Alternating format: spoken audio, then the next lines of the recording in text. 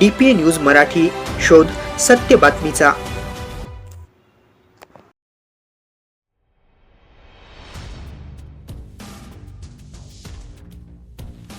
Satpur Ambad link road परिसरातील सर्वात मोठे व नागरिकांच्या आरोग्यासाठी महत्त्वाचे मानले जाणारे संत शिरोमणी सावतामाळी उद्यान आज अक्षरशः दुरावस्थेच्या गर्तेत सापडले आहे।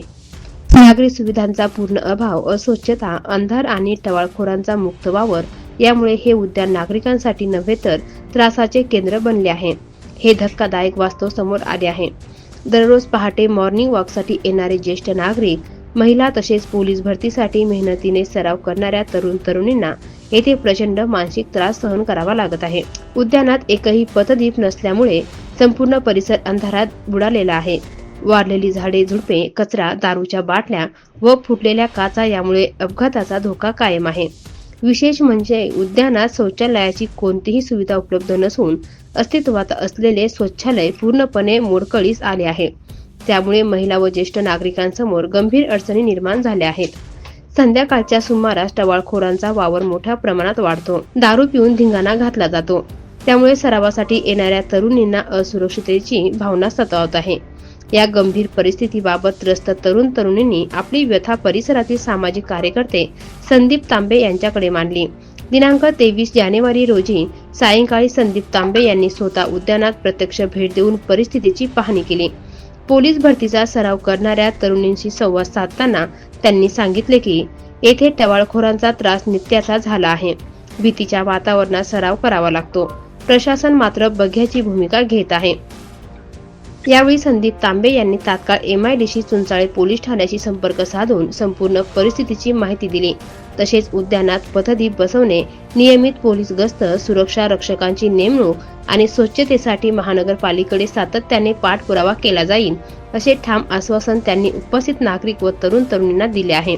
आज प्रशासनाच्या दुर्लक्षतेमुळे नागरिकांचे हक्काचे उद्यान असुरक्षित बनले असून महानगरपालिकेने तात्काळ लक्ष देऊन ठोस उपाययोजना कराव्यात, अन्यथा नागरिकांमध्ये तीव्र संताप व्यक्त होत आहे।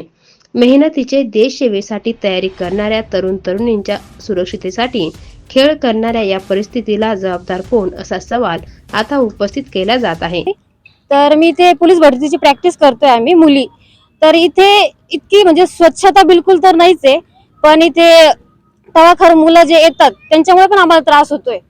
आणि जे बाकीचे वॉशरूम वगैरे तिथे बिलकुल नीट नाहीये। त्यानंतर इथे जे वॉशरूम वगैरे बनवले तिथे मुलं वगैरे ते असं नशा वगैरे करतात, त्याच्यामुळे पण आम्हाला त्रास आहे। काही वेळेस आम्ही ट्रेनिंग आता जवळ आली, पोलीस भरती जवळ आली, त्यामुळे आम्ही जरा लेट टाइमापर्यंत थांबतो, तर इथे लाईट पण नाही आम्हाला आणि त्यामुळे आम्हाला इनसिक्युरिटी वाटते इथे। तर तेवढे सर आम्हाला इथे लाईटची गरज आहे, स्वच्छतेची गरज आहे आणि इथे म्हणजे जे टवाळखोर मुलं त्यांच्यावर थोडी कारवाई करा एवढी विनंती आहे। ते सर ते थोड्या वेळासाठी येतात, जातात निघून। ते कोणी म्हणजे आम्ही पोलिसांना येतात ते सांगतो आम्ही त्यांना आमचे प्रॉब्लेम्स, पण ते आमचे प्रॉब्लेम्स वरती काही कारवाई करतच नाही ना।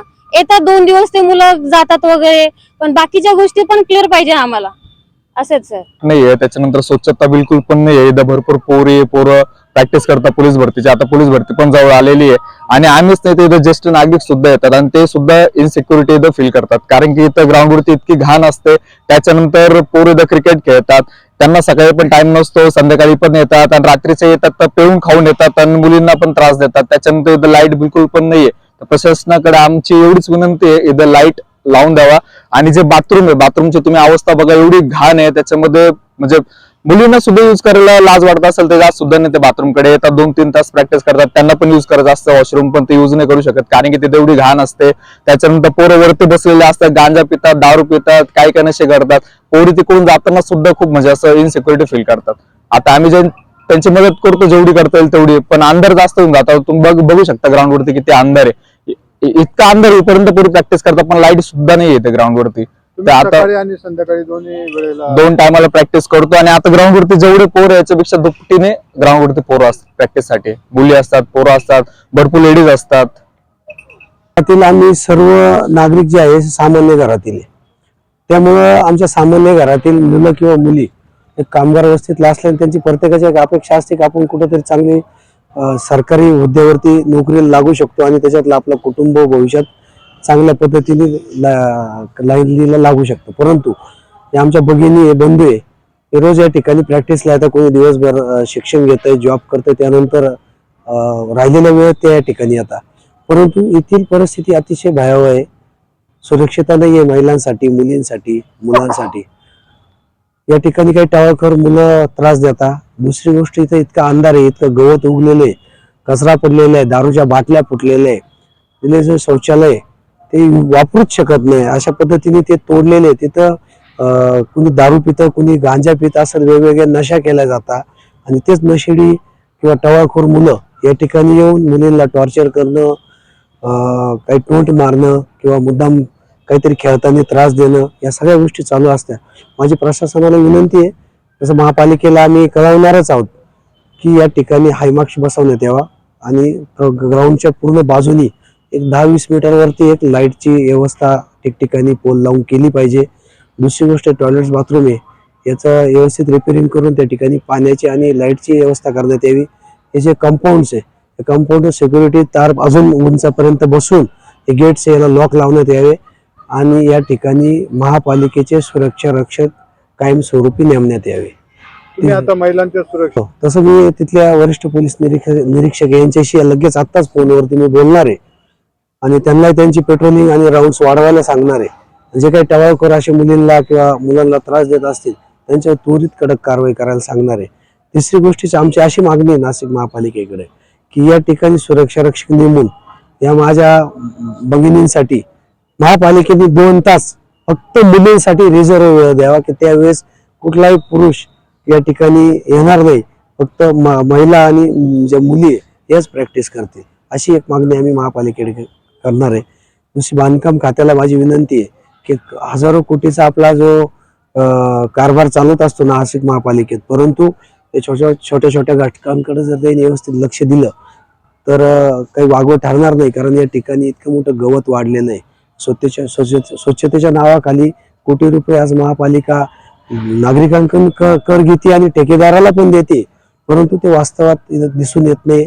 तसं मी महापालिकेला त्या संदर्भात चर्चा करून त्याची मागणी करणार आहे. महापालिकेने एवढा करोडो रुपये खर्च करून हे श्री संत शिरोमणी सावतामाळी क्रीडांगण उभारलंय, परंतु इतक्या मोठ्या महापुरुषांचं नाव दिल्यानंतर क्रांतीसूर्य महात्मा ज्योतिबा फुले म्हणजे श्री शिक्षण चळवळीचे ते प्रणेतेचे, आणि त्या स्त्रियांना जर त्या क्रीडांगणावरती त्रास होत असेल तर ही आपल्यासाठी खेदजनक आणि शर्मेने खाली मान घालण्याची बाब आहे. DPA news bureau report, Nashik. ताज्या घडामोडी व अपडेट जाणून घेण्यासाठी आताच DPA न्यूज चॅनलला सबस्क्राईब करा आणि बेल आयकॉन क्लिक करायला विसरू नका.